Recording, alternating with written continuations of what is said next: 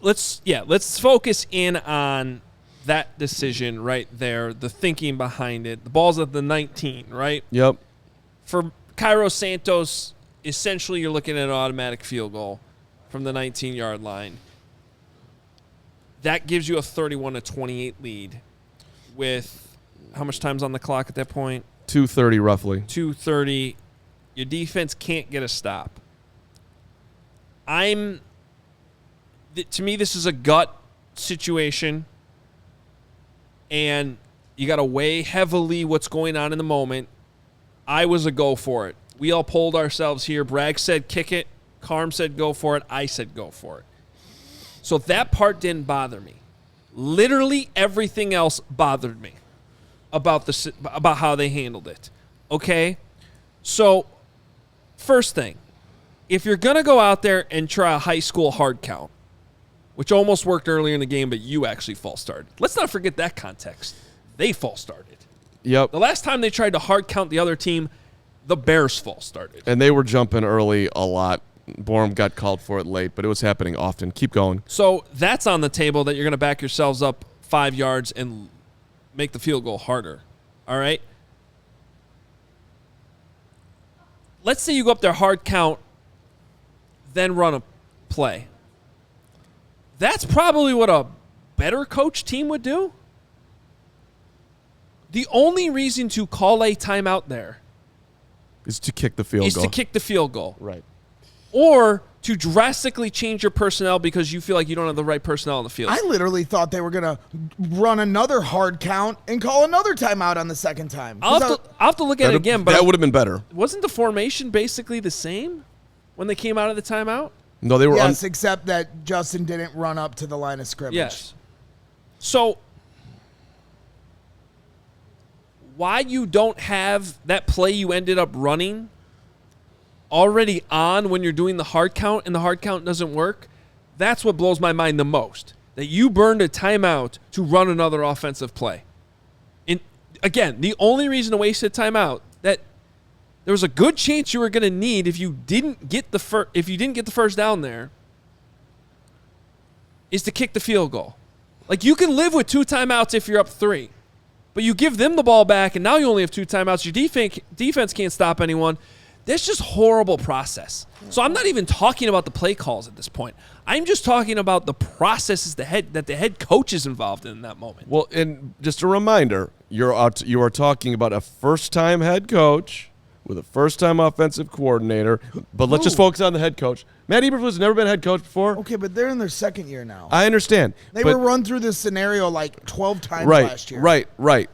But this is the first time in this particular scenario for him, and he miserably failed at it. Oh man, the excuse train. I'm not giving him any excuses. I'm just giving facts.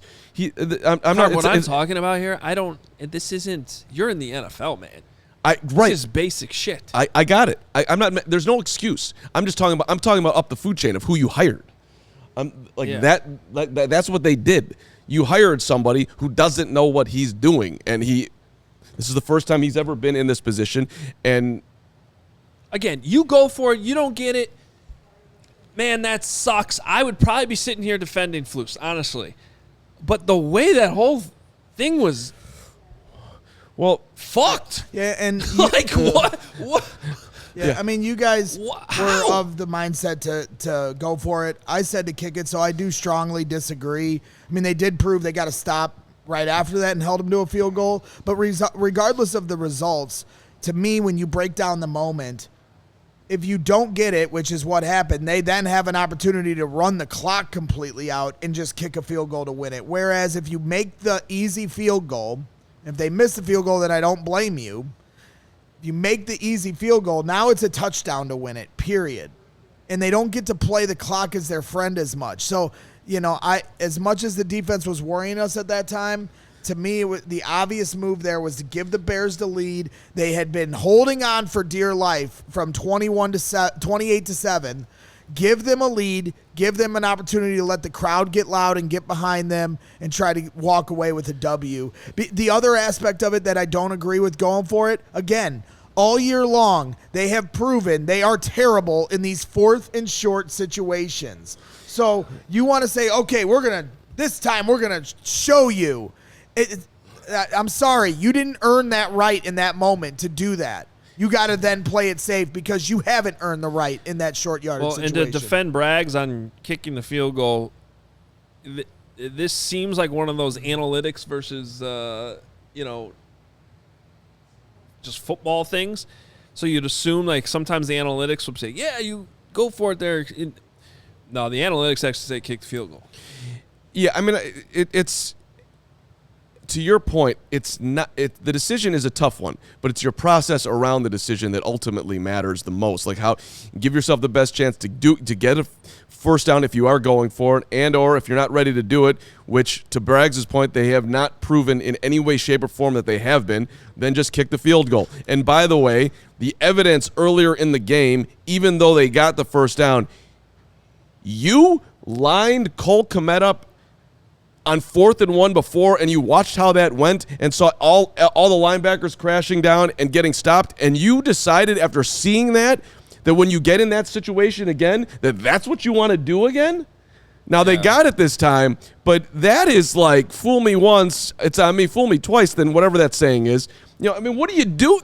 How do you go back to that? But they went back to it. And, well, at least they didn't go back to it there, but they went to the shotgun formation in Herbert. I mean, man. Well, why that not is put rough. Kmet under center and flip it to Fields? Like, that's in the playbook. We've seen it. They ran it last year. I just look. You have you have an elite quarterback who can run the football. Let him get under center and figure it out. I trust him to get a yard. I trust him to do that more than I trust myself to be able to go to the bathroom. I mean, come on. Here's a short list of things the Bears that could have done there that would have been better than what they did. The Philly sneak that they did twice last week successfully. It is pretty much the hardest thing to stop. You could have Cole Kmet sneak it. That worked earlier in the game. You could have Kmet. I liked your idea of show that Cole Kmet sneak and then pitch it like they did last year. Which I just said 10 seconds ago and was about to say again. Kmet pitch to Fields. Or just have Fields run it. I'm blacked out with rage. Or you saw me pointing at the screen before the play. The slant to DJ Moore, or was it Moore? Whoever was in the slot was wide open. So do you trust your quarterback enough to throw it there if there's a wide open route? Because that former quarterback up north, we all know what he would have done right there. He would have thrown a slant to the wide open wide receiver.